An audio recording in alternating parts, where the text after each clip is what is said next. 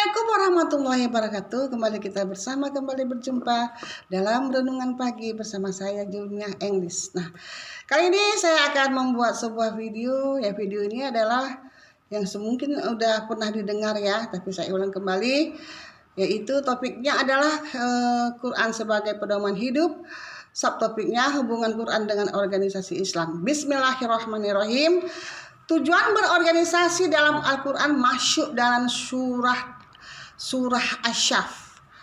Dalam Al-Quran masuk dia surat Asy-Syaff, barisan organisasi dengan melibatkan diri, membantu menyumbangkan buah pikiran dalam sebuah tindakan untuk membangun sebuah sistem kemasyarakatan yang berlandaskan Al-Quran dan Sunnah.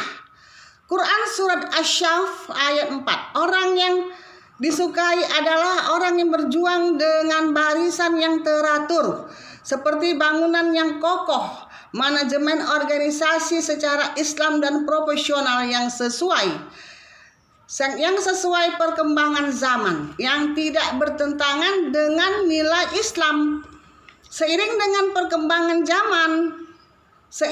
perkembangan zaman, umat Islam dituntut untuk bisa beradaptasi dengan lingkungan dan zaman. Tujuan berorganisasi mencapai dan merealisasikan keinginan dan cita-cita bersama. Hendaklah ada segolongan umat yang menyeru kebaikan, mencegah kemungkaran. Nah, itu tadi ya tentang hubungan Quran dengan organisasi Islam yang ada di Indonesia. Nah, kita garis bawahi di sini adalah menyumbangkan buah pikiran. Menyumbangkan buah pikiran ini amal-amal ibadah ya, perjuangan ya. Waktu kita pun di sini kita kerahkan lah ya. Pikiran, uang, waktu di organisasi ini ya. Karena ini organisasi ini kita kan katanya tidak mendapat apa-apa.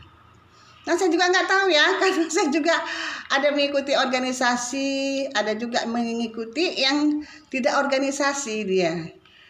Jadi kalau saya lihat semuanya adalah untuk yang baik, semuanya adalah berpedoman pada Quran dan Sunnah.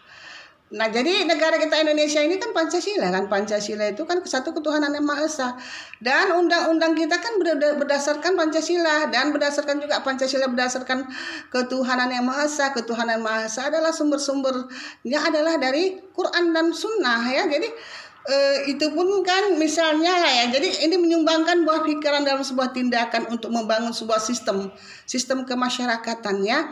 Jadi sistem kemasyarakatan ini kalau saya lihat ya, ada ranting, ada cabang, ada provinsi ya.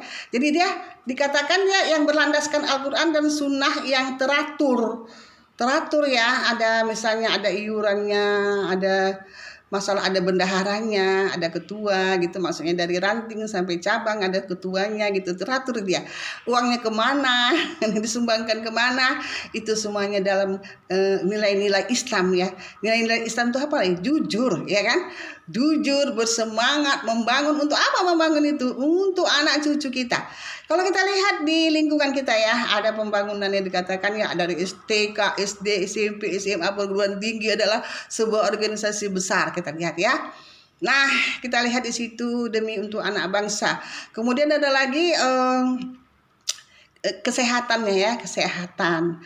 Nah, jadi kita perkuatlah organisasi kita itu, cita-cita bersama. Cita-cita bersama adalah untuk kelangsungan hidup anak cucu kita nanti kelak. Itu ya maksudnya ya. Kemudian saya garis bawahi manajemen organisasi itu tadi udah ya. Manajemen organisasinya teratur, ada ketua, bendahara ya. Kemudian itu provinsi ya, ada tingkat provinsinya. Jadi dia tidak bercampur dengan apa ya, dikatakan politik ya. Katakan politik ya. Tidak bercampur aduk dia dengan urusan politik. Bukanlah Islam tidak boleh berpolitik, itu juga berpolitik juga organisasi itu kan. Politiknya apa? Politiknya yang bersumber daripada Quran dan hadis. Kita sumbang dengan uang kita sendiri. Kita kan dagang ya, kita kan pegawai negeri kan misalnya ya kan, kita kan kerja ya kan. Kita sumbanglah itu organisasi yang maju-maju itu ya. Misalnya bangun sekolah, ini kumpulkan uang kita beli tanah gitu kira-kira ya. Bangun masjid, bangun sekolah, bangun kuliah, bangun kesehatan, itu maksudnya ya. Dan jangan pula kita organisasi ini kita salah gunakan. Salah gunakan ini maksudnya gini ya. Organisasi ini apapun yang kita lakukan dalam amal ibadah yang bernilai sumber-sumbernya adalah Al-Quran, itu uangnya adalah uang halal, bukan uang yang nggak halal ya. Salah kita nanti kalau uang nggak halal ya, seperti yang kita dengar-dengar itulah ya kan. Nah, kita juga dalam negara kita kan ada departemen sosial kan. Departemen sosial itu kan dia bergerak di bidang misalnya adalah dananya kan ada juga itu kan. Departemen sosial ini juga memperhatikan misalnya ya banjir, itu ada dananya semua ya dari negara kita ya. Nah itu tadi tentang, kemudian saya garis bawah di sini nilai Islam yang saya garis bawah, perkembangan zaman. Jadi kita lihat dulu perkembangan zamannya, kita sesuaikan juga nilai-nilai penjajahan. Jangan pula nanti berkembangan zaman ini ya, misalnya sekarang perkembangan zaman apa ya, teknologi ya, dan pula teknologi kita ini kita pergunakan untuk amal ibadah. Tapi jangan pula kita tidak berteknologi, kita jauhin pula teknologi, tidak boleh pegang HP. Enggak juga ya. Jadi kalau misalnya teknologinya sekarang ini kita harus mengikuti teknologi, kita harus ikut TikTok, ikut YouTube, kita ikutlah semua, belajarlah kita, itu maksudnya ini ya, beradaptasi supaya jangan ini ya, nggak mengikuti perkembangan zaman. Kemudian dalam ekonomi juga kita harus berkembang. Sekarang ini kan jalan tol kan, rest area, kita disitulah kita ya kan, bergabung kita di sana. Jangan nanti pula di atas jalan tol rest area katanya kan. Nah toko-toko yang orang-orang yang berduit yang semua di atas, yang di bawah itu kita lihat sendiri.